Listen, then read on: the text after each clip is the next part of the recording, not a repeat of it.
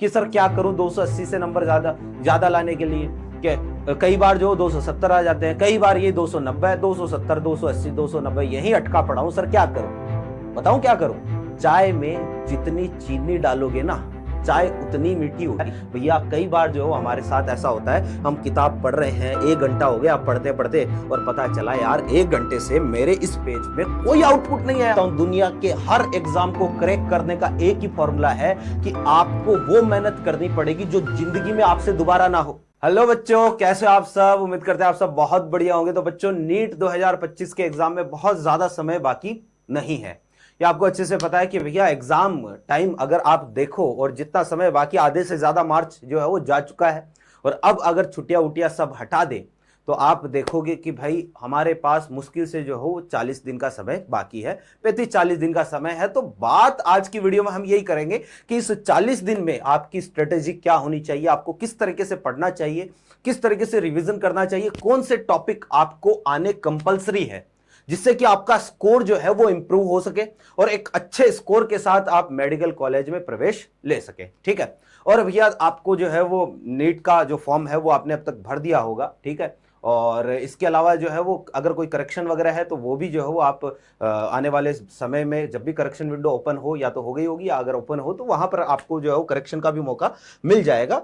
तो आज की वीडियो का जो हेडिंग है वो है भैया how to play last ball. मैंने इसको लास्ट बॉल क्यों बोला है, तो अभी जो है वो आपको पता है कि क्रिकेट का एक बहुत ही बड़ा टूर्नामेंट हुआ है, चैंपियंस ट्रॉफी, और उसमें इंडिया ने बहुत शानदार प्रदर्शन करके जो वो अपने लिए, पूरे भारत के लिए जो है वो एक ट्रॉफी वो लेके आए हैं।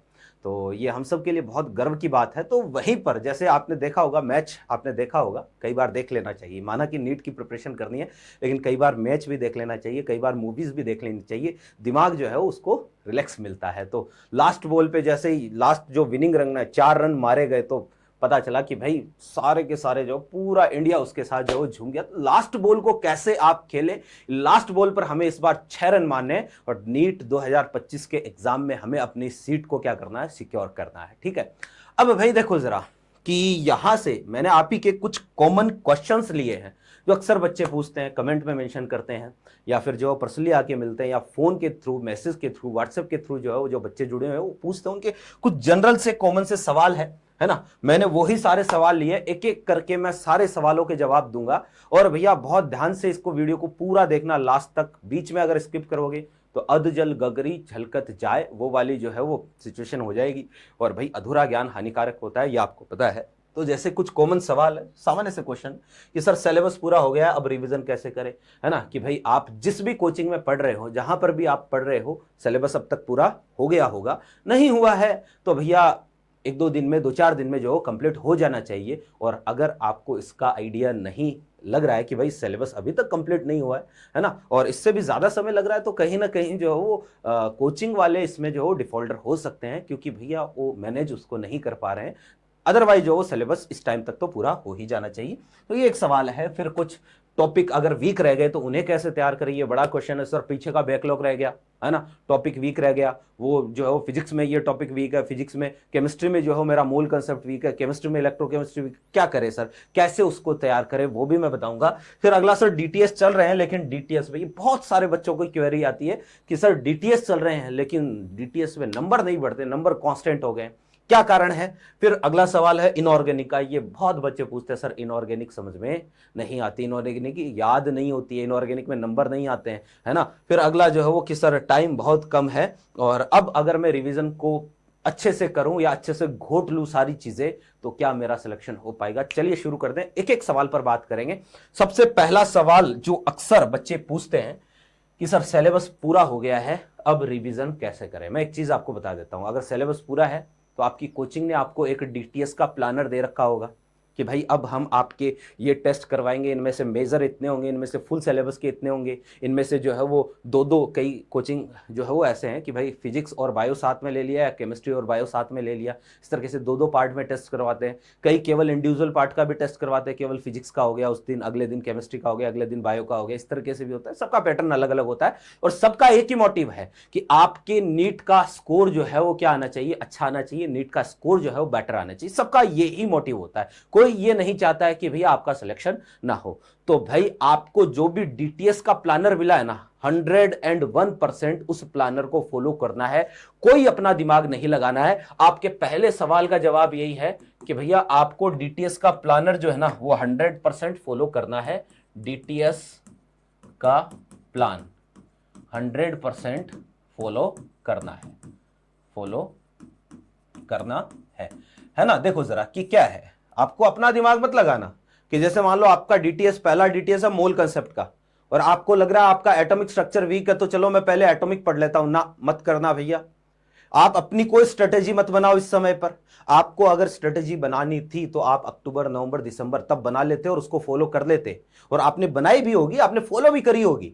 और भैया अगर फिर भी आपके नंबर नहीं आए ना, तो मेरी बात मान लो, एक बार जो सुन के देख लो कि भाई आपने अपनी चला के देख ली पहले, अब जो है एक बार कोचिंग वालों की मान के देख लो, कोचिंग के अकॉर्डिंग जो है वो काम कर लो, थोड़ा सा जो डीटीएस प्लानर को क्या कर लो, फॉलो कर लो, और उसको फॉलो करो 101%। जो टॉपिक डिफाइन है उसी का रिवीजन करो, और उसी का रिवीजन करोगे, आजू बाजू जितने ज्यादा रिसोर्स अभी पकड़ोगे, वो भी चैप्टर पे हाथ डाल लिया, वो भी चैप्टर पे हाथ डाल लिया, बैकलॉग कवर करने के चक्कर में उस सब्जेक्ट पर हाथ डाल लिया, भैया जी हाथ जल जाएगा, खत्म हो जाएगा मामला, बाहर हो जाओगे कंपटीशन से।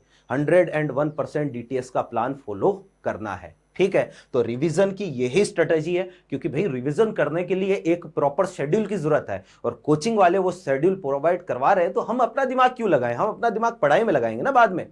फिर भैया कई बच्चे ये भी पूछते हैं कि सर कौन सी कोचिंग की डीटीएस फॉलो करें, है ना। कि जैसे सीकर में पिछले जो कुछ दिनों में मतलब बहुत सारी कोचिंगें खुल गई, 7-8 कोचिंगें जो खुल गई है ना। और वही बात है कि देखो सबका मोटिव एक ही है कि भाई कुछ भी करके आपके नीट का स्कोर इंप्रूव हो। तो इस समय पर कुछ बच्चे हैं जो भ्रमित हो जाते हैं कि सर मैं ये कोचिंग छोड़ के उस कोचिंग का डीटीएस ज्वाइन कर लूँ, या उस कोचिंग का डीटीएस अच्छा है, या उस कोचिंग में जो है वो फैकल्टी चले गए तो वहाँ। देखो भाई बात ऐसी है ना, आप किसी भी कोचिंग का डीटीएस ज्वाइन करो, लेकिन कम से कम आप जिस कोचिंग में अभी हो, अगर आपकी कोचिंग ठीक ठाक एक रेप्यूटेटेड कोचिंग है, पुरानी कोचिंग है। दूसरा पॉइंट कि भाई अगर आपका सिलेबस टाइम पर हुआ है। तीसरा पॉइंट, अगर अब तक आपके डीटीएस उस कोचिंग में, पुरानी कोचिंग में टाइम पर हो रहे हैं, तो भाई आपको उस पर ट्रस्ट करना चाहिए। 101% उस कोचिंग पर आपको ट्रस्ट करना चाहिए। आगे भी आपका जो फाइनल डीटीएस होगा ना, जो फाइनल ओवर होगा, वो बहुत ही अच्छा जो है वो आपको कोचिंग वाला प्रोवाइड करवाएंगे। तो उस कोचिंग पर बिलीव करो। अभी इधर उधर हाथ पैर मारने से कोई जो है वो एक तरीके से वो आपके लिए हार्मफुल ही होगा। हाँ, कोचिंग वाले हैं, टीचर्स हैं, मैं अपना स्वार्थ जो है इसमें साइड में रख रहा हूं। मैं भी एक शिक्षक हूं, मैं भी आपको बोल सकता हूं कि भाई आप आओ और मेरी कोचिंग में जो है ज्वाइन कर लो, आप आओ और जो है वो इस कोचिंग की डीटीएस ज्वाइन कर दो। मैं बिल्कुल आपको ऐसा नहीं बोलूंगा। अगर आपको ये लगता है कि आपकी कोचिंग वालों ने आपके साथ लग के पूरे साल भर आपके साथ मेहनत करी है, तो भाई आप उसी कोचिंग को 101% फॉलो कर सकते हो। एक दो टीचर होते हैं जो आपके फेवरेट होते हैं, है ना। कई बार बच्चे चले जाते हैं, इधर उधर हो जाते हैं, कोई बात नहीं है ना। तो वो टीचर है वो आपको वहां से भी अच्छी गाइडेंस देंगे, और यहाँ पर भी जो है वो एक दो टीचर जाने से जो कुछ होता नहीं है। और यहाँ पर भी जो है वो आपके बहुत सारे एक तरीके से आपके टीचर्स यहाँ पर भी हैं, वहां पर भी है। तो आप 101% आप अपनी कोचिंग को फॉलो करो। इधर उधर हाथ पैर, नीट में सिलेक्शन का एक बहुत ही जो है वो एक अच्छा फॉर्मूला है कि भाई सिलेक्शन, रेट ऑफ सिलेक्शन ये इनवर्सली प्रोपोर्शनल होता है रिसोर्सेज के। आप जितना ज्यादा रिसोर्सेज लगाओगे ना, रेट ऑफ सिलेक्शन उतना ही, चांसेस ऑफ सिलेक्शन उतना ही कम हो जाएगा। तो ये चीज ध्यान में रखना जहां पर है। हाँ, अगर आपकी कोचिंग ने आपका सिलेबस टाइम पर पूरा नहीं करवाया, जैसे अक्सर छोटी कोचिंगों में ऐसा होता है, सिलेबस टाइम पर पूरा नहीं होता है, या फिर मैनेजमेंट में कोई इश्यू होता है, या फिर जो डीटीएस जो टेस्ट वगैरह टाइम पर नहीं होते, तो आपको एक अच्छी कोचिंग की डीटीएस ज्वाइन करने की आवश्यकता है ना। और आपकी कोचिंग रेप्यूटेटेड होनी चाहिए, ब्रांडेड होनी चाहिए, ब्रांड होना चाहिए अपने आप में। तो वहां पर आप जाके डीटीएस ज्वाइन कर सकते हो। मैं कोई रिकमेंडेशन आपको नहीं करता हूं, ठीक है। तो ये आपके पहले सवाल का जवाब। दूसरा जो है वो है सर तो क्या करना है, पहले सवाल में वापस से 101% आपके कोचिंग की डीटीएस का प्लानर आपको फॉलो करना है। दूसरा, सर कुछ टॉपिक्स वीक रह गए, उन्हें कैसे तैयार किया जाए। भैया जी अगर आप डीटीएस का प्लानर, देखो दूसरे जो सवाल है इसका जवाब जो है वो पहले सवाल में ही है कि अगर आप 100% डीटीएस का प्लानर फॉलो करोगे तो जो टॉपिक आपका वीक है ना, वो टॉपिक भी साथ साथ में कवर हो जाएगा। हाथ पैर मारने की जरूरत नहीं है ना। और अभी तो आपके पास मौका है कि भाई अगर कोई टॉपिक आपका वीक रह गया ना, तो उसको आप कवर कर सकते हो, उसको आप पढ़ सकते हो, उसको ठीक से जो है वो आप तैयार कर सकते हो। लेकिन भैया 10 दिन 15 दिन बाद में आपके पास ये मौका नहीं रहेगा, फिर हम नया टॉपिक नहीं पढ़ पाएंगे। तो अभी जो है वो मौका है डीटीएस, इस डीटीएस के साथ अपने फाइनल जितने भी टॉपिक बच गए हैं जो आपके वीक है वो आप कवर कर सकते हो। लेकिन शेड्यूल किसका रहेगा? डीटीएस का ही रहेगा। तो दूसरा यही है कि डीटीएस के साथ वीक टॉपिक्स आपको क्या करने हैं? कवर करने हैं। तो डीटीएस के साथ आपको वीक टॉपिक्स कवर करने हैं, सारे के सारे टॉपिक आपके कवर हो जाएंगे। कई बार जो बच्चे ये भी सवाल पूछते हैं कि सर हमारा डीटीएस चल रहा है लेकिन डीटीएस में सिलेबस जो है वो ज़्यादा आता है, कि जैसे मान लो फिजिक्स और बायो में मिला के 4 चैप्टर आ गए लेकिन सारा सिलेबस सर डीटीएस से पहले कवर ही नहीं हो पाता है। फिजिक्स पूरी करते हैं तो बायो में 1-2 टॉपिक रह जाते हैं, बायो पूरी करते हैं तो फिजिक्स में 1-2 टॉपिक पूरे रह जाते हैं। तो क्या करें सर? तो भैया एक चीज़ मैं बता देता हूँ, देखो सबके पास समय उतना ही होता है, सबके पास टाइम जो है वो 24 घंटे ही है। और जो रैंक पर आता है, जो ऊपर जो टॉप पर चलता है जो बच्चा, वो भी उतना ही समय लेता है, उसके पास भी उतना ही टाइम, आपके पास भी उतना ही टाइम है। बस बात है तो टाइम मैनेजमेंट की, उस समय को आप मैनेज कैसे करते हो। आप जो है वो आपको कुछ इस तरीके से पढ़ना है कि जितनी देर आप पढ़ रहे हो ना उसका आउटपुट मैक्सिमम आए, और उसका आउटपुट मैक्सिमम आएगा तो जो है वो धीरे धीरे नंबर अपने आप ही आपके जो है वो कवर कार्ड पर आपको उसका इंपैक्ट दिख जाएगा कि आउटपुट इस तरीके से पढ़ो कि भाई कम से कम मेहनत में आउटपुट मैक्सिमम आए। उसका तरीका अभी मैं बताऊंगा आपको, है ना। और दूसरी चीज, मान लो कि अगर आपके फुल सिलेबस का टेस्ट है, मान लो 720 नंबर का टेस्ट है, अब 720 नंबर का टेस्ट है तो आप क्या कहोगे कि सर 720 था, इस बार जो है वो फिजिक्स और केमिस्ट्री हमने कर ली, सर बायो रह गई। या आप कहोगे सर केमिस्ट्री और बायो कर ली, सर फिजिक्स रह गई। या आप कहोगे सर फिजिक्स और बायो कर ली, सर केमिस्ट्री रह गई। तो फुल सिलेबस में भी आप एक सब्जेक्ट को छोड़ दोगे, एक टॉपिक को छोड़ दोगे। और भैया जब 2 सब्जेक्ट का टेस्ट हो रहा है तो भी आप एक को छोड़, कहने का मतलब एक तो छूटेगा ही छूटेगा, है ना। तो वो क्या है ना, वो माइंड सेट है अपना, और कुछ नहीं है। तो आप कोशिश करोगे तो बिल्कुल 101% अगर स्मार्ट स्टडी करोगे, ठीक से मेहनत करोगे, ठीक से जो है प्रॉपर एक स्ट्रेटेजी बना के एक शेड्यूल के साथ जो अगर फॉलो करोगे तो बिल्कुल आपका टॉपिक 101% कवर होगा। क्लियर है बात? फिर देखो जरा अगला, सर डीटीएस, बहुत बच्चे पूछते हैं कि सर डीटीएस चल रहे हैं, नंबर नहीं बढ़ रहे हैं। कि भाई 2 सब्जेक्ट का 2 पार्ट का टेस्ट है, 2 पार्ट का टेस्ट जो हो 360 नंबर का होता है, सर नंबर जो है 280 पर आके रुक गए। 280 से मैं कितना भी प्रयास कर लूं 280 से नंबर आगे जा ही नहीं रहे हैं। कि सर क्या करूं 280 से नंबर ज्यादा लाने के लिए? कि कई बार जो 270 आ जाते हैं, कई बार ये 290, 270, 280, 290 यही अटका पड़ा हूं, सर क्या करूं? बताऊं क्या करूं? भैया एक चीज है, चाय में जितनी चीनी डालोगे ना चाय उतनी मीठी होगी। आप जितना एफर्ट डालोगे डीटीएस से पहले रिवीजन में, आपके नंबर उतने ही ज्यादा होंगे। अगर आपके नंबर 280 आ रहे हैं ना तो वास्तव में आप प्रयास 280 नंबर का ही कर रहे हो। कड़वी बात बोल रहा हूं, हो सकता है मेरी बात थोड़ी अजीब लगे कि सर तो जो बोल रहे हैं 280 का ही पढ़ रहा है तू। हाँ बिल्कुल, कि अगर आपके 280 नंबर आ रहे हैं तो आपने इतनी ही मेहनत करी है। अब कई बच्चे जो है बोलेंगे कि सर हमें तो ये लगता है पिछला डीटीएस हुआ उसमें 280 आए थे और इस वाले अगले डीटीएस में हमने खूब मेहनत करी, पिछली बार से हमने ज्यादा मेहनत करी और फिर डीटीएस देने गए। डीटीएस देके जो एग्जाम हॉल में पेपर भी अच्छा हुआ, लेकिन जब घर आके नंबर जोड़े तो वापस से यही 280 के आसपास नंबर आ गए। सर बहुत डिमोरलाइज होता है, बहुत मन उदास हो जाता है जब वापस से उतने ही नंबर, जबकि हमें लगता है कि हमने पिछली बार से ज्यादा मेहनत करी थी। कि भाई क्या करें? तो मैं बताऊं क्या करो। ऐसा लगता है कि भाई ऐसा हो सकता है, शायद मैं आपसे कनेक्ट कर पा रहा हूं कहीं ना कहीं, है ना। तो मैं भी जो एक स्टूडेंट ही रहा हूं आपके जैसे, तो शायद मैं ये कनेक्ट कर पा रहा हूं कि ऐसा होता होगा आपके साथ। बच्चा एक बात बोल देता हूं मैं, देखो क्या है कि भाई अगर आप ये नंबर बढ़ाना चाहते हो ना, अगर आपके 280 प्लस नंबर आ रहे हैं या इस फिगर के आसपास नंबर आ रहे हैं, तो एक चीज है कि आपका अटेम्प्शन बहुत अच्छा है। आप 2 पार्ट में अगर टेस्ट दे रहे हो, आपके 90 क्वेश्चन है ना, तो 90 क्वेश्चन में आपका अटेम्प्शन बिल्कुल इतना होना चाहिए, 85-90 क्वेश्चन या 80 प्लस अटेम्प्शन आपका जा रहा है, आराम से जा रहा है इतना अटेम्प्शन। लेकिन फिर समस्या कहां आ रही है? समस्या आ रही है भैया नेगेटिव मार्किंग में, जिसको आप बोलते हो ना सिली मिस्टेक। सिली मिस्टेक कि सर सिली मिस्टेक हो गई, सर नेगेटिव ज्यादा हो रहे हैं, क्या करें? तो ये जो 280 पर नंबर कांस्टेंट है ना तुम्हारे, ये भैया सिली मिस्टेक के कारण है। अब आप कहोगे सर सिली मिस्टेक को कैसे सुधारें? तो मैं बताऊं प्रॉपर तरीका, सिली मिस्टेक को अभी आप कैसे दूर कर सकते हो, है ना।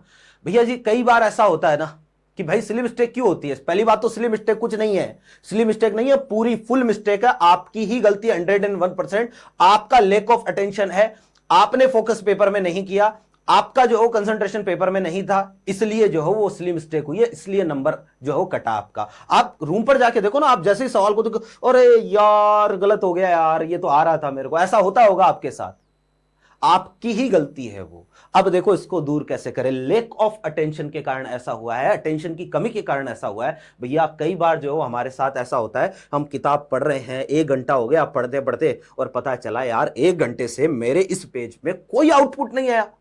1 घंटे से इस पेज को खोल के बैठा और कोई रिजल्ट कितना आया, 0 आया। इसका मतलब यह है कि भैया ध्यान तो किताब में, नजर तो किताब में थी, दिमाग कहीं और था। गांव में होली चल रही है, कौन किस पर रंग लगा रहा होगा, कौन किस पर रंग लगा रही होगी, है ना, कौन किस पर जो क्या कर रहा होगा, तो दिमाग जो है ना वो कहीं और है, उसको यहां लेके आओ।